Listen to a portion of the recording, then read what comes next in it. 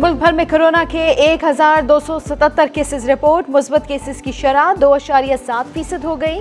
एक दिन में 24 मरीज जान से गए। इस्लामाबाद में कोरोना केसेस में इजाफा। मुस्बत केसेस की शरह 3.73% हो गई। इंतजामिया की आवाम से SOPs पर सख्ती से अमल करने और वैक्सीन लगवाने की अपील।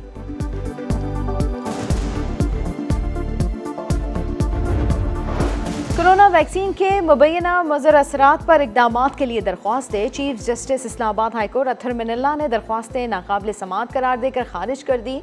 दरख्वास्त गुजार को कहा NCOC के पास जा सकते हैं। ये कोर्ट बिला वजह किसी को डायरेक्शंस नहीं देती। किसके कहने पर आपने पटिशन दायर की? ड्राफ्ट किसने की? पटिशन दायर करने से मुतालिक शहरी अदालत को कोई खातिर ख्वाह जवाब ना दे सके।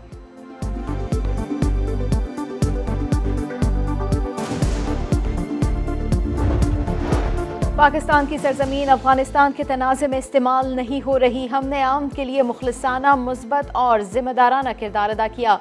कौमी सलामती कमेटी के इजलास में DGI-SI की सियासी क़यादत को ब्रीफिंग। कहा अवाम की नुमाइंदा हुकूमत का खैर मकदम करेंगे। उम्मीद है अफगानिस्तान की सरजमीन भी पाकिस्तान के खिलाफ इस्तेमाल नहीं होगी।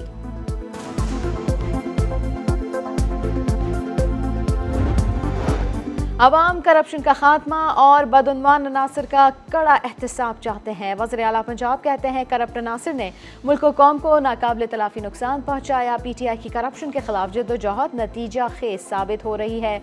वज़ीर आज़म इमरान खान के दौर में करप्शन का सवाल ही पैदा नहीं होता। निहत्ते फ़लस्तीनियों पर इसराइली जहरियत जारी। इसराइल फोर्सेस का फ़लस्तीन के इलाके गजा पर फ़ज़ाई हमला। एक इमारत तबाह कर दी। किसी जानी नुकसान की इत्तला नहीं मिली। अब तक का जो सबसे ठंडा पॉइंट है वो यही है।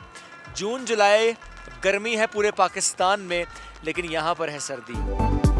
और बाजगोई और दश्त लैला दीर के 10,000 फीट से जायद बुलंद मकामा। चारों तरफ बर्फ पोश पहाड़, जहाँ की खूबसूरती बेमिसाल। हसीन वादियों की सैर में नया दिन के एंकर मोहम्मद शोएब की कराची से बाइक पर आए जोड़े से खुशगवार गुफ्तगू। यही कहना चाहूँगा कि आए यहाँ पे विज़िट करें इन इलाकों का।